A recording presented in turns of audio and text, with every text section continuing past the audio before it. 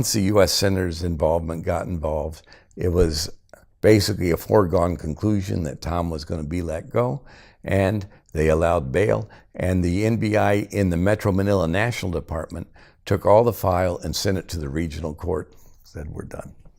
And that's where it played out. That's where we had to fight for 3 years to try to get the trial to go through. What was it like going and taking the victims to court? How? Well, it was interesting because it was such a game being played, the delaying game and everything. And it almost was dismissed because they were doing a motion to quash. And to quash, if none of the victims or testimony show up, the case was going to be quashed. And they'd put in this motion for quash, and they had not notified any of the victims. And so it just so happened on the day of the court case when it's about to be quashed, and Toto and Jake are there, and Toto, from the testimony I heard, seemed to be very, very happy that he's about to have his case dismissed.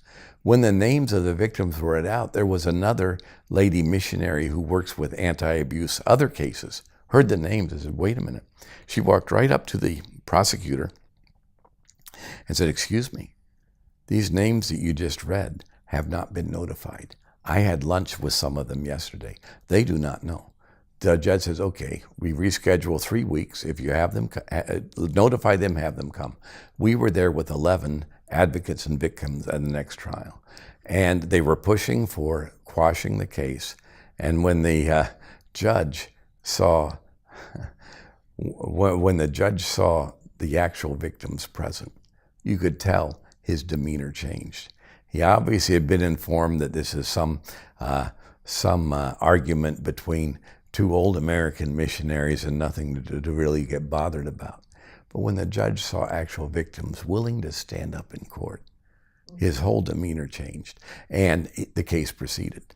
Well, then we had a long battle to fight the quashing, and the kids would have to come whenever court case called. Half the time, they would cancel or delay, or they would not push through. And we'd have to show up every time. And one time we were in there, and the runaway was sitting next to me. And Toto came in and sat up on the side of the room, up away, and our case was being called.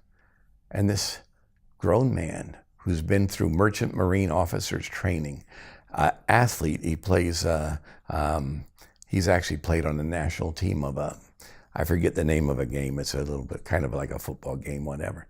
Strong, strapping young man who was the runaway who had been abused. He recovered, got good counsel, got good mentoring, and it's amazing to me. He's become a strong Christian. And although I'm a minister, it's still hard for me to get to realize that this guy who was treated so badly came through it and loves the Lord and has become a strong Christian. But this strong young man sitting next to me, when Toto sat down over there, he started shaking. That was the type of influence that Toto had and still has on many of the kids. Now, you will hear that all the kids are back together under the auspices of Sankey and Tom, whatever. It's not actually Sankey as a children's home was dissolved at the rate. Could not be real. DSWD was allowing it to operate unlicensed for the year prior. And but it was never allowed to reopen. So Tom arranged for a lady missionary at a church nearby to assume the care of the kids through her church, and they had built some apartments nearby to take care of them. But take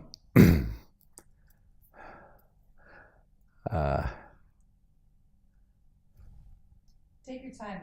I'll be cutting it. So. Senior moment. Where was I?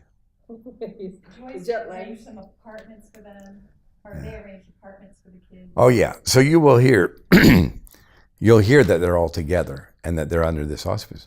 But we know, hey, we've assisted Hazel, another former staff member who left because of the problems, but doesn't want to be revealed, lives in fear if she talks.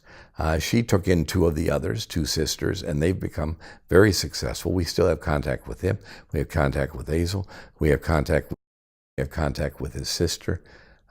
And then we know of one other who's at a different children's home who has never gone back.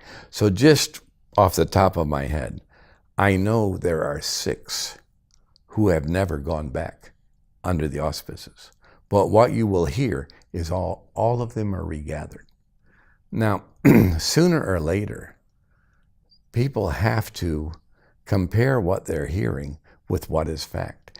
And people are being told lies, and they're provable lies. And yet they don't realize they're lies because they're not allowed any access to the other side. And so if people want to say that I am lying, okay, show me where I'm lying. Where's the evidence that I am lying? Now you say, you're accusing these wonderful men of lying. Yes, I am, but it's actually the evidence that is accusing them. Yes, okay, I can accuse them of lying. Well, why am I accusing them of lying? Because this is what really happened. And what they're saying happened is not what happened. Now, when you have one person saying this and one person saying this, there's only one way to solve it: evidence.